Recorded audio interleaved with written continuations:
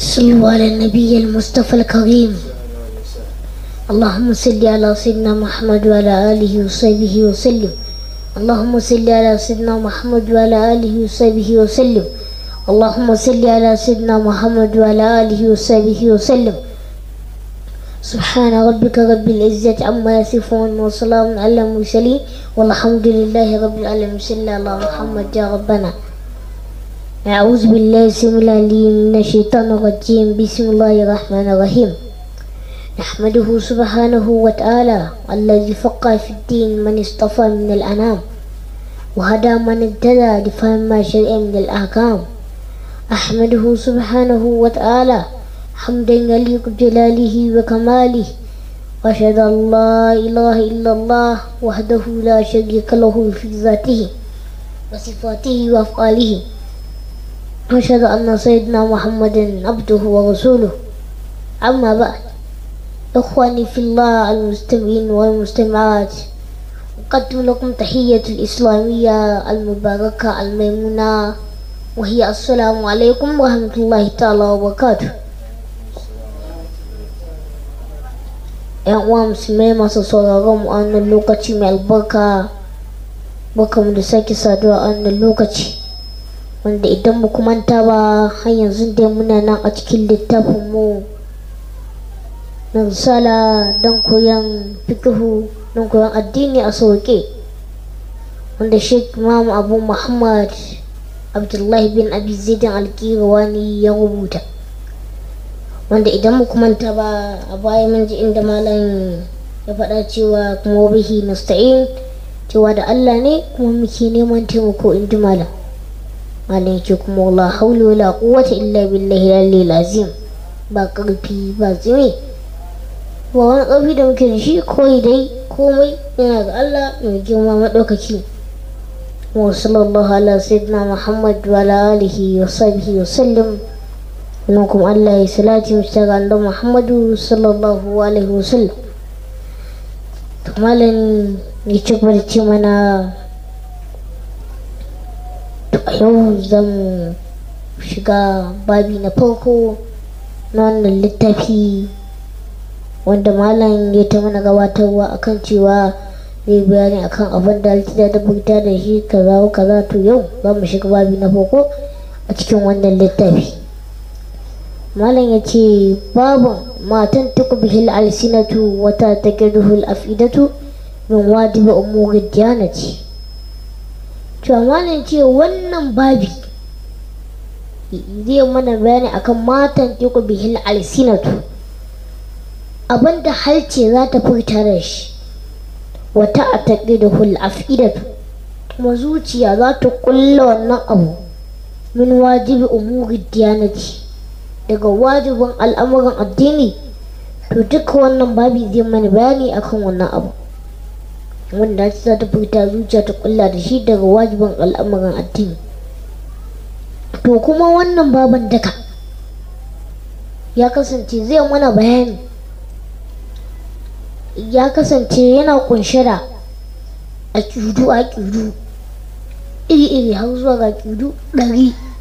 duk wannan babin ya tare da shi, wanda kuma dukkanin wannan aƙidu wannan guda 100 din wanda duka suke cikin wannan babi, dukansu an dunkule su, an tattara su akan abubuwa guda 3.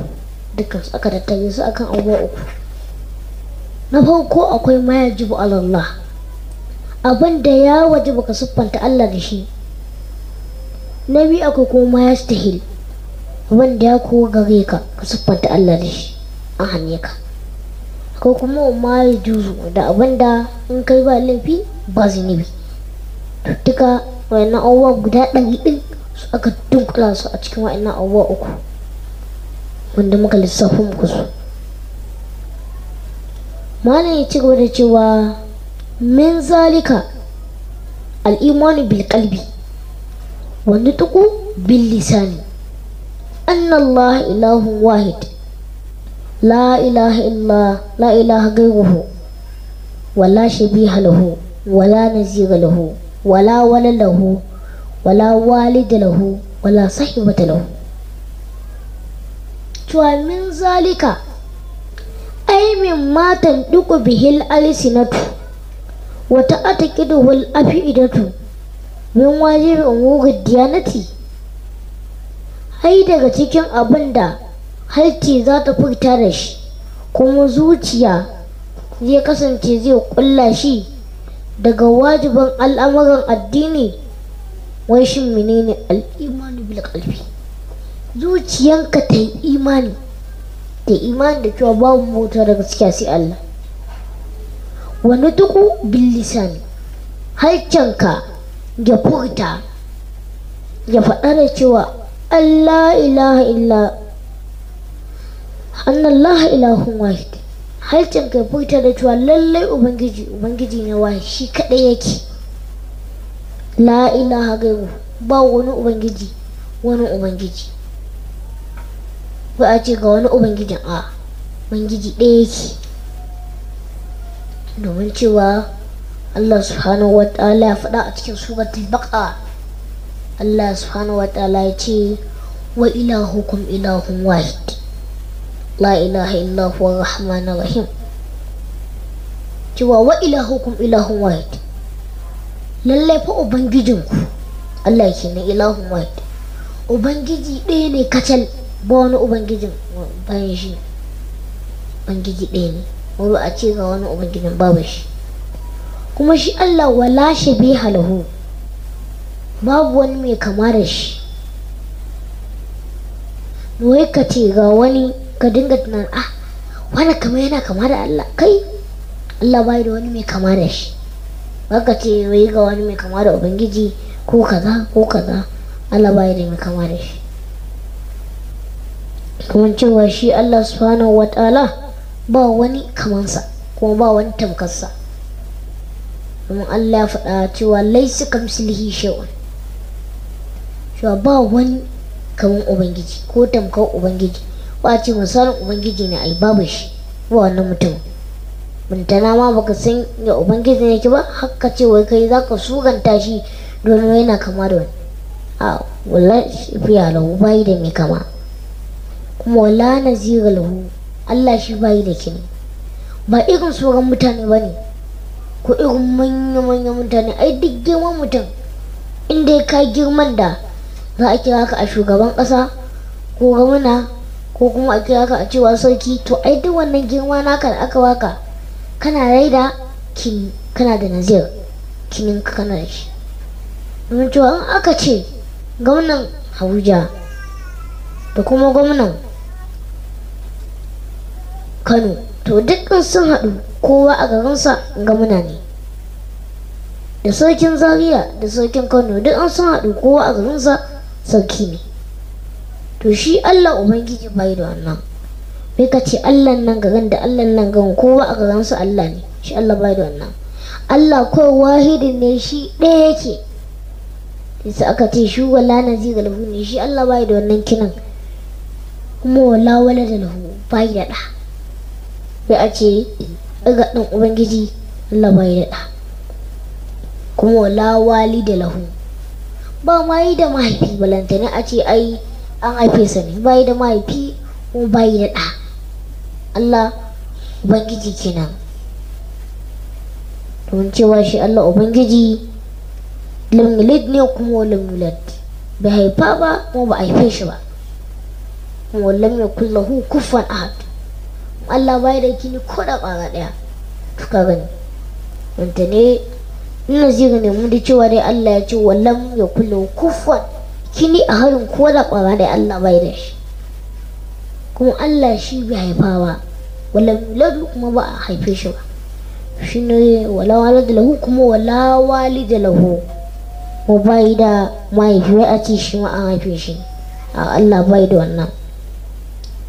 wala sahibata lahu, kuma Allah shi bai da mata, shi Allah ubangiji. amma kowa za a samu wanda ko kore mai mata, to shi Allah bai da wannan. don cewa shi Allah badi samawati wal ard, anna yakunu lahu waladun wa lam takun lahu sahibatun wa khalaqa kulli shay wa huwa bi kulli shay'in alim. cewa Allah badi'us samawati wal ard, Allah shine wanda ya kagi sammai da ƙasai. To ta ma ya kuna lahu waladu, zai zama wai a ce yana da ɗa, ta za a ce Allah na da ɗa, domin shi kamar wa lam takul lahu sahibatan, Allah shi ba yi da mata, kuma khalaqa kulli shay, domin shi ya halicci kowane abu, kuma huwa bi kulli shay'in alim. Allah al'alim masani ne bi kulli shay'in, da dukkan kun abu yana sanar da komai. Ba ka ce Allah ai akwai kila abin da ya sani ba, wanda Allah bai sani ba, huwa bi kulli shay'in alim ne, masani ne Allah shi da dukkan kowane abu.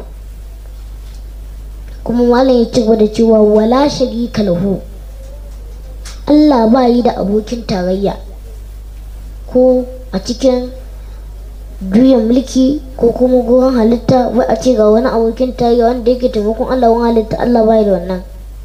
Amma kai in dai kana aiki, wani zai ce yana kafinta yana so ya samu yawan za su dinga taimaka masa in bayanan, wani zai ce yana so ya samu kaza in bayanan, don ya dinga taimaka masa.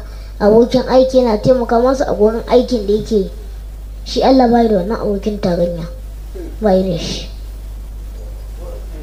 Kuma laisa li awwaliyatihi ibtida'un, farawa laisa bi zama li awwaliyatihi ga farkon ubangiji ba. Wai a ce wai mutum ya tunani ya ce to da wani sai wani sai wani farkon da ya halitta an aka wa annabi Adamu ne, to daga shi kuma zuwa ne wai ka ce wai ka gano farkon ubangiji ba, wannan ba ka taɓa ba, sai ka gano farkon ubangiji, wannan aiki ne ba iyawa. Kuma wala la'akhiriyatihi in qida'un, jamalan yace karewa la la'akhiriyati ba ta da ƙarshen ubangiji. Wai ka ce to yanzu ka wai ka gano ƙarshen ubangiji, ba wannan. Karewa ba ta da ƙarshen ubangiji, domin shi ubangiji wal awwalu wal akhiru wal zahiru wal batin ne. To ta za ka gane farkon shi da ƙarshen shi, tunda shi Allah huwal awwal ne, shine na farko, wal akhir kuma shine na ƙarshe, wal zahirin shine mabayyani, wal batin kuma shine a ɓoye. To ta za ka ce ka gane farkon shi da ƙarshen shi da ɓoyen shi da bajanan shi, duka ta za ka gane. Ka gani shi ne fa mahaliccinka, shi ya halicce ce kuma za ka gane shi ba ka taɓa ba. Domin saboda wannan ne ma shi ga ƙo'i ya ce subhana man laysat lahu bidaya wala lahu haddun wala nahaya. To amma an baci tsarkin ubangiji, man laysat lahu bidaya, wanda shi wannan ubangiji bayi da farko, wala lahu haddun kuma bayi da iyaka. Bai a ce an gano iyakan ubangiji, wala lahu haddun bayi da wannan iyaka, kuma wala nahaya kai bayi da ƙarshe. To ta ina za ka gane shi? Shaga gare ka haka ta'awa. Malai ci gwarci mana la yablughu kun hajifatihi alwasifuna, malamai masu siffanta ubangiji, wanda malamai su ce Allah albasiru ne, as-sami'u, al-hakamu.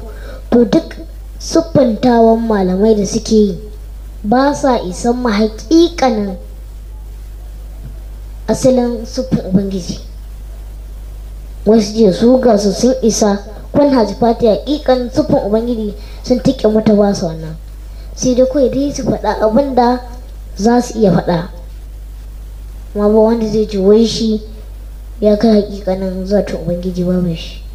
Domin Sheikh Usman bin Umar al-Bunasi ya ce subhana man la ya'lam kaifa huwa illa huwa, kai kalimu Allah sai cewa man ambaci tsarkin ubangiji wanda ba wanda ya san yadda ubangiji yake, sai dai shine kawai ya san yadda dai zatin sa yake. Ba wanda zai ce wai shi gashi ya san hakikanin zatin ubangiji. An ba mu Allah sai kawai Allah ne san da wannan, ba wanda ya sani. Shi ma kamar yadda Imamu Sadiqi yake kaga faɗa yake cewa subhana man lam yaj'al khalqi sabila ila ma'rifatihi illa bil ajazi an ma'rifatihi, cewa mun ambaci tsarkin ubangiji, wanda shi wannan ubangiji bai sanya halittu talikai bisa ga tafarkin marifati saninsa ba, bisa su akan wai tafarkin za su gane sa ba, a sai da iyakan Allah ubangiji ya sanya halittu ne bisa ga gajiyawa an marifati su gajiya akan saninsa, yadda za su iya gano ubangiji ba. To akan haka Allah ya ajiye mutum, ba akan wani yadda zai san shi ba, akan gajiyawa da sanin sa ne, akan haka Allah ya ajiye mutum. To kaga ko kai ma sai ka tsaya a nan, sai ka ƙurewa kai zatin ubangijin wannan bai da kace za ka gano ya ƙarshen iyakan ubangiji da kuma zatin ubangiji. Wannan ne Imam al-Khawdi da ke cewa wa kullu ma yakhtaru fi jawanihi min at-tasawwurati wal jawarihi fa rabbuna Allahu al-azim al-malik jalla wa azza bi khilafi zalik, cewa wa kullu ma yakhtaru fi jawanihi min at-tasawwurati wal jawarihi, cewa dukkanin abinda yake mai ɗausowa yake zuwa mutum a zuciya, wannan ta tsora wai daga cewa shi da tuwanta ubangiji, wai an ce ubangiji a basira ne, to shi irin ganin mu ne ko ya yake, ko an samu shi wani kimara ne ko na aka sa, wai ka ce kai za ka suranta wannan waljuwani da gaɓoɓi. To Allah shi kaza ne ko kaza ne ko kaza ne, wai ka ce za ka yi wannan, a'a haka to a ba, don ka ji faɗi fa rabbun Allahu ne kai azimin malik, cewa dai ubangijin mai girma mai mulki